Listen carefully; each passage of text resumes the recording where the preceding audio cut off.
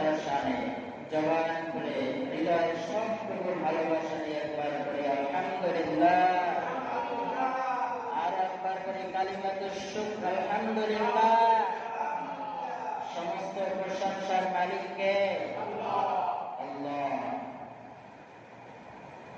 রব্বুল কারীম।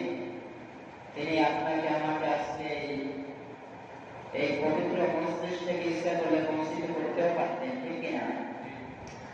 আপনার আমার মতো বহু মানুষ তাই দেখেন সমাজের বিভিন্ন জায়গায় ঘুরে ঘুরে সময় নষ্ট করছে।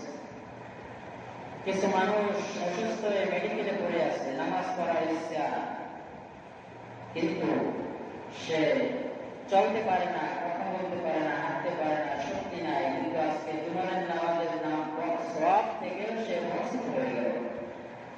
যে রব্বুল কারীম তিনি আপনাকে আমাকে সে রহমতি কাজের জন্য কবুল করে